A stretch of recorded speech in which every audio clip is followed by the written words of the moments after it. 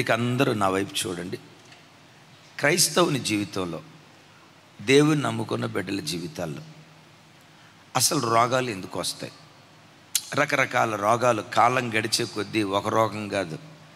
ఇక ఆ రోగాలకి పేరు పెట్టలేక చివరికి ఏమన్నారంటే మాయదారి రోగాలు అన్నారు కదా. ఒకటి కాదు, రెండు కాదు. దేవుని నమ్ముకున్న బిడ్డలకి అసలు ఎందుకు రోగాలు వస్తాయి?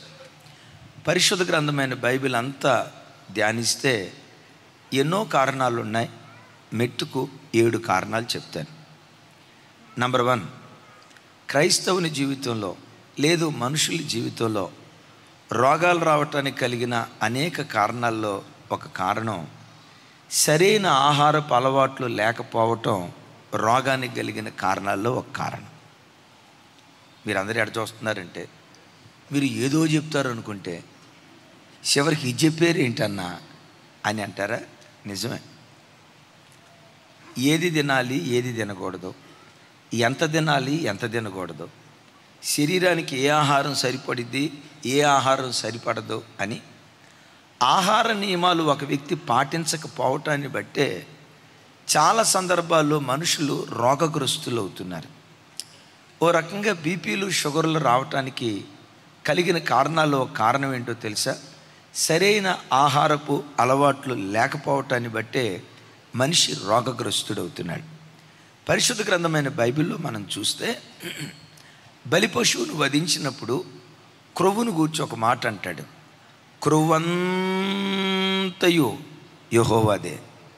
క్రొవ్వును బలిపీఠం మీద పెట్టి మీరు కాల్చేసేయండి, క్రొవ్వును మీ ఇంటికి తీసుకెళ్ళొద్దు, క్రొవ్వు తినొద్దు. క్రొవ్వంతా ఎవరిదట? మీరు మాంసం దుకాణానికి వెళ్ళినప్పుడు అబద్ధం ఆడకుండా చెప్పండి. కొవ్వు పట్టిన మాంసం రుచిగా ఉంటుందా, కొవ్వు లేని మాంసం రుచిగా ఉంటుందా? అబ్బా, ఎంత చక్కగా చెప్పారు తల్లి. కొవ్వు పట్టిన మాంసం రుచిగా ఉంటుంది కదా. కావాలని కొవ్వు పట్టిన మాంసం అడుగుతామా, కొవ్వు లేని మాంసం అడుగుతామా? కదా.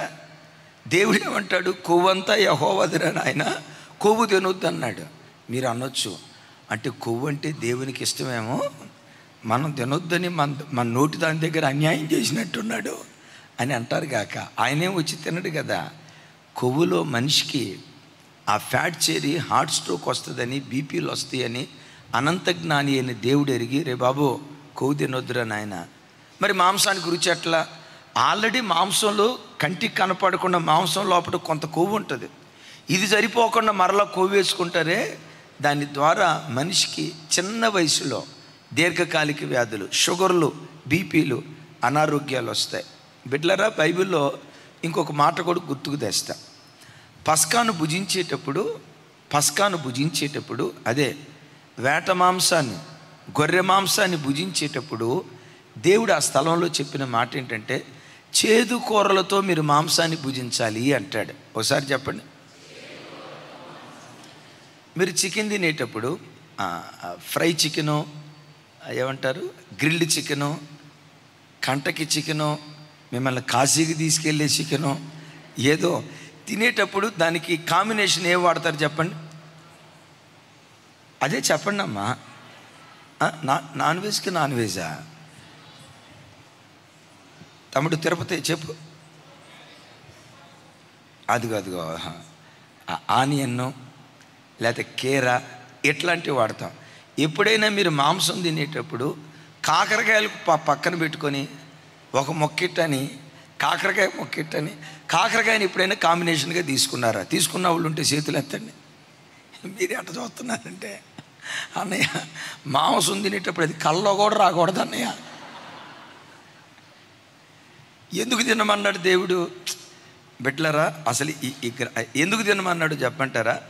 మాంసం తింటే జీర్ణమై బయటికి రావటానికి 72 గంటల కాల వ్యవధి పట్టింది. ఇప్పుడు తిన్నది 72 గంటలు ఉందంటే లోపల ఏం ఏర్పడిద్ది? నోటి మాటలతో చెప్పలేనంత బ్యాక్టీరియా ఏర్పడిద్ది. ఆ బ్యాక్టీరియా వల్ల మీకు చూడండి, రోజు మాంసం తినేవాళ్ళు ఎప్పుడు అడిగినా నీరసంగా ఉందన్నా, నీరసం. మనం అనుకుంటాం, ఒరే రోజు మాంసం తిన్నాడు కదరా, ఏమి నీరసం? ఆ బ్యాక్టీరియా ఏర్పడి లేనిపోయిన నీరసం వస్తుంది.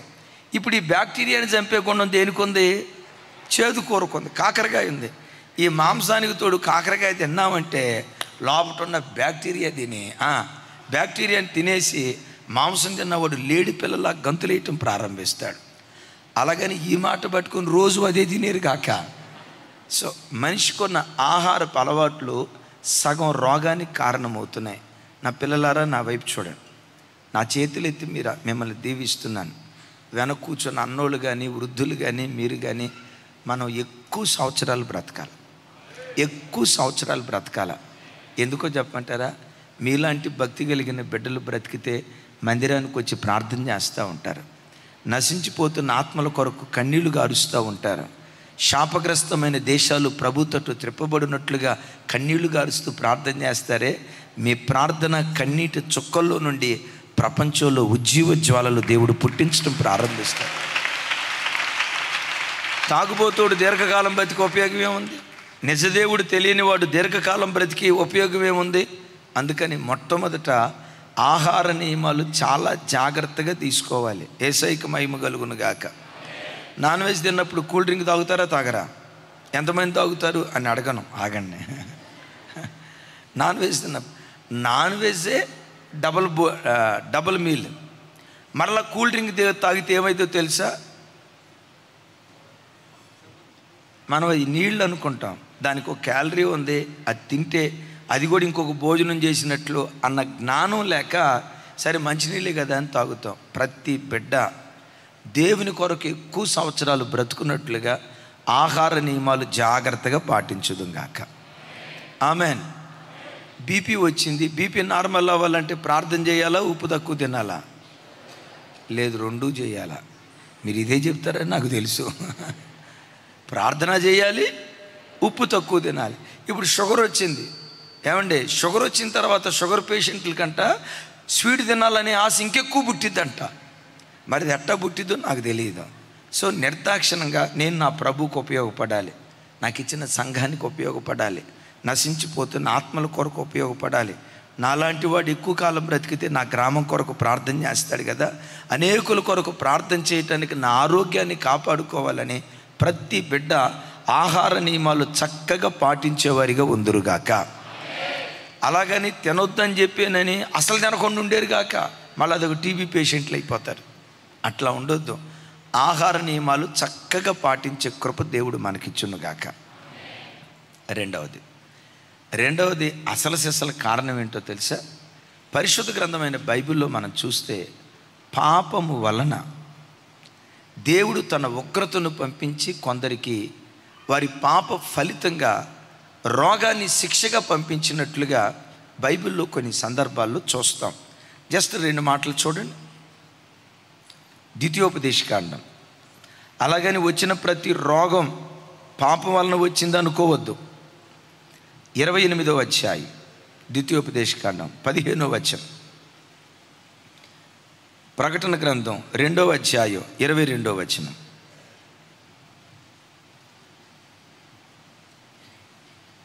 నేడు నేను నీకు ఆజ్ఞాపించు ఆయన సమస్తమైన ఆజ్ఞలను కట్టడలను నీవు అనుసరించి నడుచుకొనవలెనని నీ దేవుడైన యెహోవా సెలవిచ్చిన మాట నీవు వినని యెడల ఈ శాపములన్నీయు నీకు సంభవించిన. ప్రకటన గ్రంథం 2వ అధ్యాయం 22వ వచనం.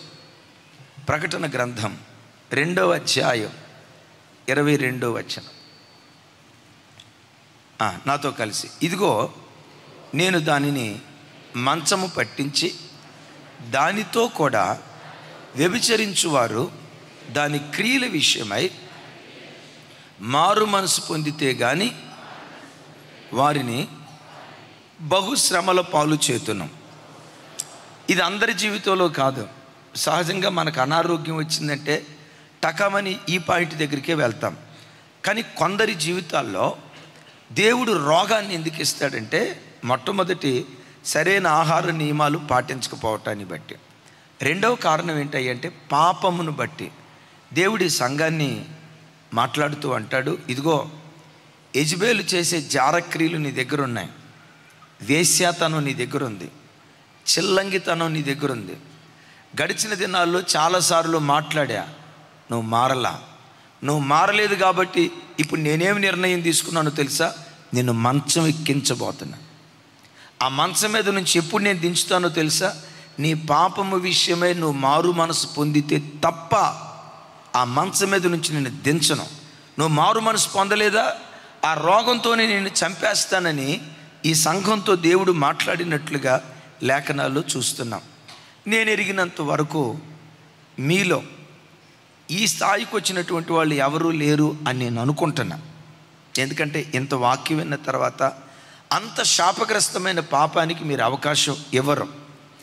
ఒకవేళ పొరపాటుని ఇచ్చినట్లుగా మీకు జ్ఞాపకం ఉంటే ఆ రోగానికి విరుగుడు పశ్చాత్తాపపు ప్రార్థన తప్ప మరొకటేది కాదు. పాపం వలన వచ్చిన రోగం టాబ్లెట్లు వేసుకుంటే తగ్గదు, అపోలో హాస్పిటల్కి వెళ్తే తగ్గదు, మెడ్సిటీ హాస్పిటల్కి వెళ్తే తగ్గదు, యశోద హాస్పిటల్కి వెళ్తే తగ్గదు, నిమ్స్ హాస్పిటల్కి వెళ్తే తగ్గదు. పాపం వలన వచ్చే రోగానికి విరుగుడు పశ్చాత్తాపపు ప్రార్థనలోనే దేవుడు పుట్టిస్తాడు. అయిలారా నా వైపు చూడండి, మీలో ఎవరైనా ఇది రోగాన్ని గూర్చే కాదు, బహుకాలం నుండి ఒకే సమస్య చేత నువ్వు శ్రమ పెట్టబడుతూ ఉంటే, బహుకాలము నుండి ఒకే సమస్య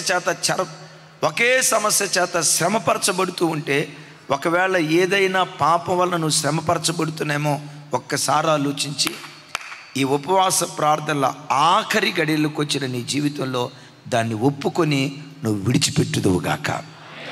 ఆ పని నువ్వు చేయగలిగితే నేడు చూసిన ఐగుప్తీలను మరెన్నడూ చూడకుండా దేవుడు కృప చూపించునుగాక. మూడవది, దేవుని బిడ్డల జీవితాల్లో రోగాలు రావటానికి కారణం మూడవది, సాతాను వలన రోగాలు వస్తాయి. ఒకసారి చెప్పండి, సైతాను గాడు రోగాలు తీసుకొస్తాడా? మీకు తెలిసింది చెప్పండి, తీసుకొస్తాడా? Yes, thank you. సైతాను గాడు వల్ల కూడా రోగాలు వస్తాయి. యోబు ఇంటి చుట్టూతో కంచేశాడు, దేవుని బ్రతిమలాడుకున్నాడు కంచి తీయమని. మీ అందరిని అడుగుతా, యోబు శరీరంలో అరికాలు నుంచి నడినెత్తి వరకు కురుపులు రావటానికి కారణం దేవుడా సాతానా? వినపడలా? దేవుడా సాతానా? సరే, పరిశుద్ధ గ్రంథమైన బైబిల్లో 18 సంవత్సరాల నుంచి నడుము ఎలా వంగిపోయినటువంటి ఒక తల్లి ఉంది. ఆ తల్లి ఎవరు? అన్యురాలు కాదు. విన్నారా? అన్యురాలు కాదు. ఎస్, ఎవరా అమ్మాయి? అబ్రహాము కుమార్తె అని బైబిల్లో రాస్తుంది. చూడండి ఆ మాట, లోకాసు వార్త 13వ అధ్యాయం.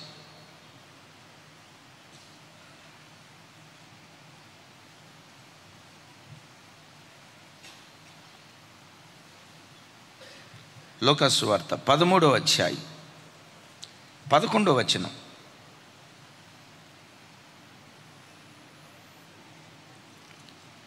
నాతో కలిసి చెప్పండి. 18 ఏండ్ల నుండి బలహీనపరచు దయ్యము పట్టిన ఒక స్త్రీ అచ్చట ఉండెను.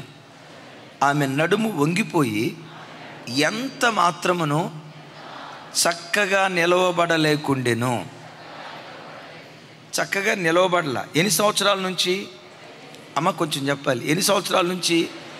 1 సంవత్సరం కాదు, 18 సంవత్సరాల నుంచి నడుమిలా వంగిపోయి ఇలా పూర్తిగా వంగిపోయిన స్థితిలో ఉందట. ఎందుకు ఆవిడ నడుము వంగిపోయింది? మనమేమనుకుంటామంటే వెన్నుపూస ప్రాబ్లం అనుకుంటండి అని ప్రతిదీ మనం చెప్పేది కొంచెం చదువుకున్న వాళ్ళం కదా, సైంటిఫిక్గా మాట్లాడతాం, వైద్యపరంగా మాట్లాడతాం, మెడికల్ రీతిగా మాట్లాడతాం. ఆ వెన్నుపూస ప్రాబ్లం ఉండి ఉండొచ్చండి, ఆ వెన్నుపూసలో నరం ఏదో క్రష్ అయ్యి ఉండొచ్చండి, అందుకల్లా అట్లా ఉండి ఉంటుందండి అని అంటాం. కానీ ఇక్కడ ఏమని రాసిందో తెలుసా? బలహీనపరచు దయ్యం ఆ అమ్మాయి నడుము వంచేసిందట. అంటే కొందరి జీవితాల్లో రోగాలు ఎవరి ద్వారా వస్తాయి? సైతానుగాడి ద్వారా వస్తాయి. ఇప్పుడు సైతానుగాడి ద్వారా వచ్చే రోగాలను ఒక విశ్వాసి ప్రార్థనాలంటే ఉపవాస ప్రార్థన ద్వారానే అది సాధ్యం. యేసుక్రీస్తు వారిని అడుగుతారు, అయ్యా ఈ దయ్యం ఎట్లా పోయింది ఈ అబ్బాయిలో నుంచి అంటే యేసు ప్రభు అన్నారు, ఉపవాసము ద్వారా ప్రార్థన ద్వారానే ఇది సాధ్యం. మంచిది. బహుకాలము నుండి సాతాను సంబంధమైన సమస్యల చేత ఒకవేళ మీరు పీడించబడుతూ ఉంటే నా హృదయపు లోతులో నుంచి మాట చెప్తున్నాను, కేకలు వేస్తూ దేవుని సన్నిధిలో ప్రార్థించండి. ఈ ఉపవాస ప్రార్థనలోనే దేవుడు మీకు విడుదల దయచేయబోతున్నాడు.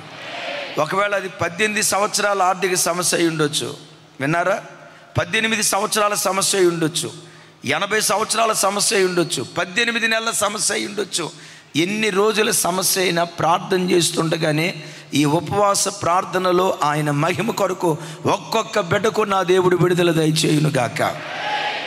4వది, కొందరి జీవితాల్లో దేవుడు రోగాలు అనుమతించేది ఆయన మహిమ కొరకు అనుమతిస్తాడు. ఆయన మహిమ కొరకు అనుమతిస్తాడు. అందరికీ పాపాన్ని బట్టే దేవుడు రోగాన్ని అనుమతించడు. అందరికీ ఆహారాన్ని బట్టే రోగం రాదు. అందరికీ సైతాన్ని బట్టే రోగం రాదు. కొన్ని సందర్భాలలో దేవుడు కొంతమంది వ్యక్తులకు రోగాన్ని అనుమతించి ఆ రోగం ద్వారా దేవుడు మహిమపరచబడాలని ఆశపడతాడు. 2 రెఫరెన్స్లు చెప్తాను, చూడండి ఆ మాటలు. రాత్రి మనం విన్నాం కదా, యోహాను సువార్త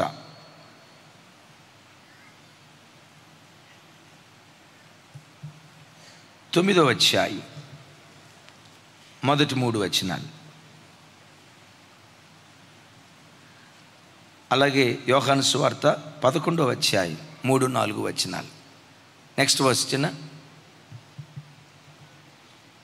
ఆయన శిష్యులు, బోధకుడా, వీడు గుడ్డివాడై పుట్టుటకు ఎవడు పాపం చేశాడు, వీడా వీని కన్నవారా అని ఆయనను అడుగగా, యేసు వీడైనను వీనిని కన్నవారైనను పాపము చేయలేదు, కానీ దేవుని క్రియలు వీని యందు ప్రత్యక్షపరచబడుటకే వీడు గుడ్డివాడిగా పుట్టెను. యేసయ్యకి మహిమ కలుగును గాక. చెప్దాం గట్టిగా ఆమెన్. పెద్దగా చెప్దాం ఆమెన్. దేని కొరకు దేవుడు ఆ కార్యం చేశాడట? వాడు గుడ్డివాడిగా పుట్టడానికి వాడు పాపం చేసినందువల్ల కాదు, వాళ్ళ పితరులు పాపం చేసినందువల్ల కాదు. వీడి ద్వారా దేవుడు మహిమపరచబడాలనుకుంటున్నాడు. వీని ద్వారా దేవుని క్రియలు లోకానికి ప్రత్యక్షపరచబడాలని దేవుడు అనుమతించాడు.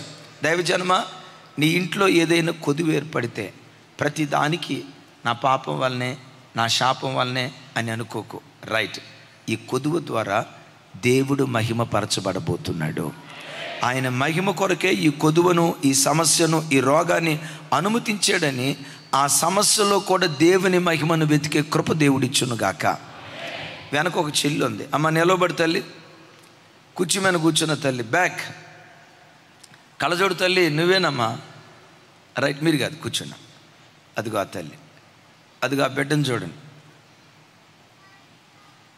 గడిచిన సంవత్సరాలు ఉపవాస ప్రార్థనలో, తమ్ముడు ఎక్కడున్నావు?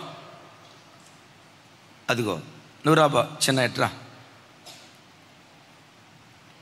అసలు వీళ్ళకి యేసు ప్రభు అంటే తెలియదు, పూర్తిగా అన్యులు. విగ్రహారాధన కుటుంబంలో పుట్టినటువంటి వారు. ఈ బిడ్డలకు వివాహమై చాలా సంవత్సరాలు అవుతుంది. నేను ఒకరోజు ఎవరైనా నన్ను కలవాలనుకుంటే వచ్చి కలవండి అని 1 సంవత్సరంన్నర క్రితం నేను క్రింద అపాయింట్మెంట్ ఇచ్చాను. ఈ తమ్ముడు ఆ రోజు డ్యూటీకి వెళ్ళాడు, ఆ చెల్లి వచ్చింది. ఆ బిడ్డ ఏడ్చిందంటే నాకు ఎప్పటికీ గుర్తు. కనీసం ఆ నీళ్లు పట్టుకుంటే 1/2 గ్లాసు నీళ్ళు వస్తాయి, అంత ఏడ్చింది. అన్నయ్య, నా పరిస్థితి ఇది, నాకేమో యేసు ప్రభు అంటే ఇష్టం, నాకేమో యేసు ప్రభు అంటే ఇష్టం. అదిగో పాట పాడతావు తల్లే, ప్రైజ్ ద లార్డ్.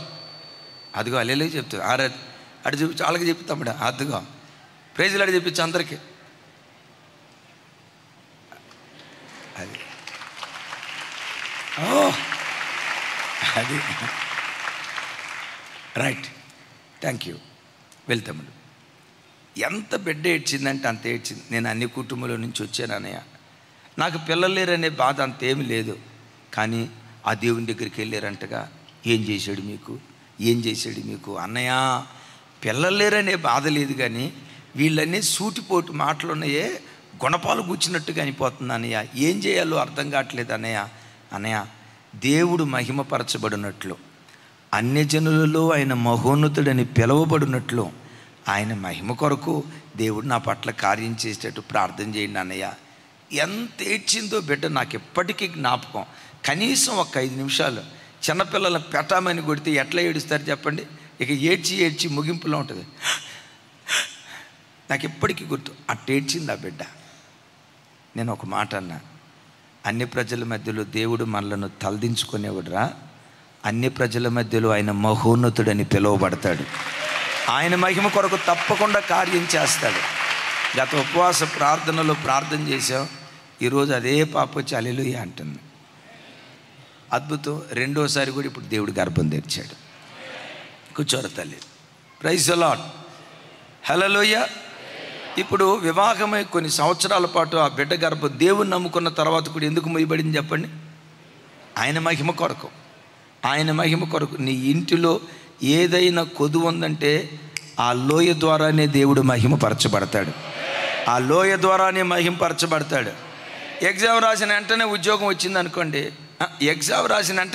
వచ్చిందనుకోండి, నువ్వేమనుకుంటావో తెలుసా? మా అబ్బాయి ఐన్స్టీన్కి అన్నా, మా అబ్బాయి తెలివితేటలు, మా పెంపకం అంటే ఏమనుకున్నారంటే, మేము చిన్నప్పటి నుంచి తినండి, ఇంకా దరిద్రం ఇంకో చోటుకి వెళ్తారు. అసలు మా క్యాస్ట్ వాళ్ళు అంతా అంతేనండి, ఇదొక దరిద్రం వంట కడతారు. అందుకని దేవుడు ఏం చేస్తాడో తెలుసా? ఎంత ప్రార్థనలు జరిగినా బిగబడతాడు. ఆ బిగబట్టిన తర్వాత ఏం చేస్తావు? అప్పుడు ఒక పాట, దిక్కు లేని వాళ్ళకు నువ్వే దిక్కంట కదా నాయన, నేను అలసిపోయా నాయన, నువ్వు సహాయం చేస్తే నేను ఏదైనా నాయన అంటావే, నువ్వు బలహీనుణ్ణి నిస్సహాయుడిని అంటావే, అప్పుడు నీ యుద్ధ భూమిలో దేవుడు అడుగు పెట్టడం ప్రారంభిస్తాడు. నమ్ముతారా ఈ మాట? ఇదే జరిగేది. ఎందుకు ఎగ్జామ్ రాసిన వెంటనే ఉద్యోగం రాదో తెలుసా?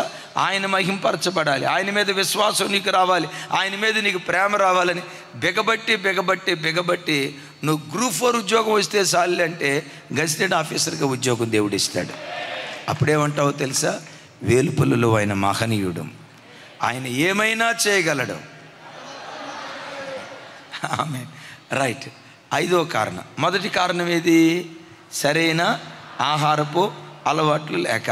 రెండవది పాపం వలన. మూడవది పాపం వలన వచ్చే రోగం పోవాలంటే ఏం చేయాలి?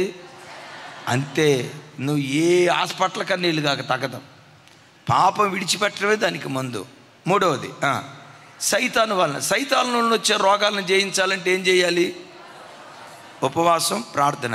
సో ఏ సమస్యతో వచ్చినా నమ్మండి, ఈ ఉపవాస ప్రార్థనలో దేవుడు మీకు నిశ్చయంగా ఆయన మహిమ కొరకు విడుదల ఇవ్వబోతూ ఉన్నాడు.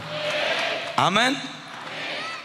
5వది, ఇది ఎక్కువగా విశ్వాసంలో బ్రతికే వాళ్ళకి పరిశుద్ధపరచబడటానికి దేవుడు రోగాలు ఇస్తాడు.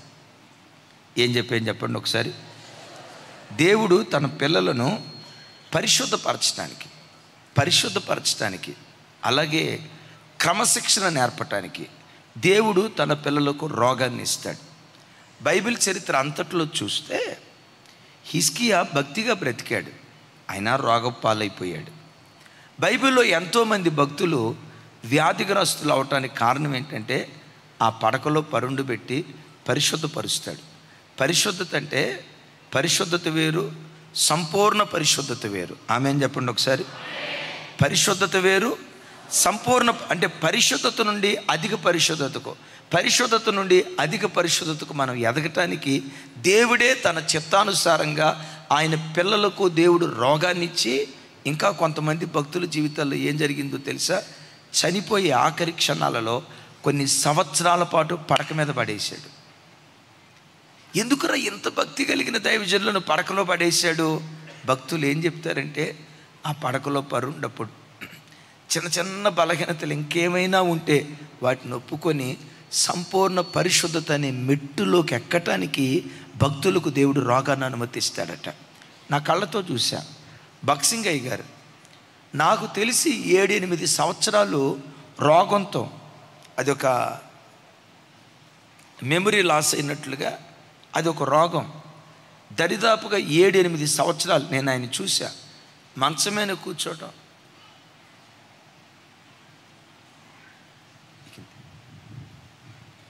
నోటి మాట లేదు, కంటి చూపు లేదు, జ్ఞాపక శక్తి లేదు. ఆయన దైవజనుడా, గొప్ప దైవజనుడా. ఈ రోజుకి ఆ దైవజనుడి ద్వారా స్థాపించిన సంఘాలు ప్రపంచమంతా 10,000 సంఘాలు ఉన్నాయి. 10,000 సంఘాలు. ఒక్క వ్యక్తి ద్వారా 10,000 సంఘాలు స్థాపించడం అంటే ఈజ్ ఇట్ జోక్? అది సాధారణమైన విషయమా? అంటే ఎంత గొప్ప దైవజనుడు. ఆయన మోకరించి ప్రార్థన చేసిన స్థలంలోనట, ఆ స్థలంలో చాప చిరిగిపోయిందట, ఆ స్థలంలో గుంటలు పడ్డాయట. గుంటలు పడేటట్టుగా ప్రార్థన చేశాడంటే ఎంత గొప్ప సేవకుడు. మరి ఆ సేవకుని తీసుకుని వెళ్ళేటప్పుడు దేవుడు ఎంత అద్భుతంగా పరలోకానికి తీసుకెళ్ళాలి. ఎందుకు తెలుసా? ఈ భూలోకంలో బ్రతికేది 70-80, పరలోకంలో బ్రతికేది యుగాలు బ్రతుకుతాం. ఆ సంపూర్ణ పరిశుద్ధత, బంగారాన్ని కొంచెం అగ్నిలో ఒక్కసారి కాలిస్తే కొంతే మైలిపోతుంది, ఎంత ఎక్కువ కాలిస్తే బంగారం అంత శుభ్రమైపోతుంది. బిడ్డలారా, కొంతమంది పిల్లల జీవితాల్లో పరిశుద్ధతనివ్వటానికి దేవుడు రోగాన్ని అనుమతిస్తాడు. ఆరోది క్రమశిక్షణ నేర్పటానికి దేవుడు రోగాన్ని అనుమతిస్తాడు. అపోస్తులైన పౌలు వారి జీవితం ఒకసారి చూడండి. కొరింథీయులకు రాసిన 2వ పత్రిక 12వ అధ్యాయం 7వ వచనం.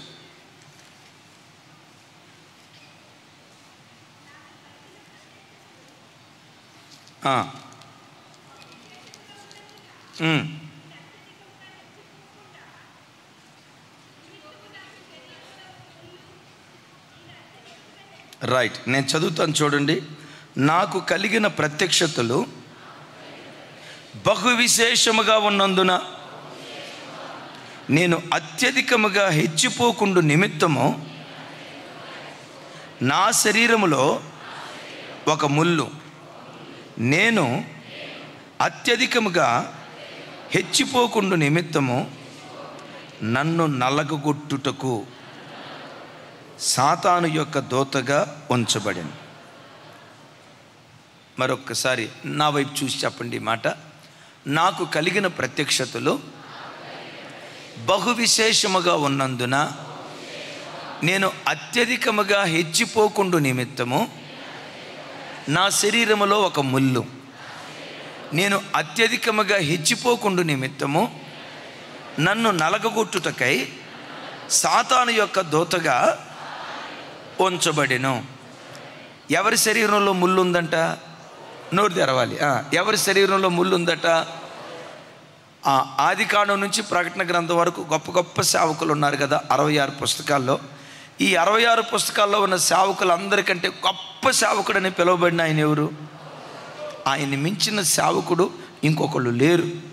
క్రొత్త నిబంధనలో మొత్తం 27 పుస్తకాలు ఉంటే అపోస్తలుడైన పౌలు వారు ఒక్కడే 14 పుస్తకాలు రాశాడు. ఎన్ని పుస్తకాలండి? ఏమంటే ఇంత గొప్ప సేవకుడికి ఉన్న జబ్బేంటో తెలుసా?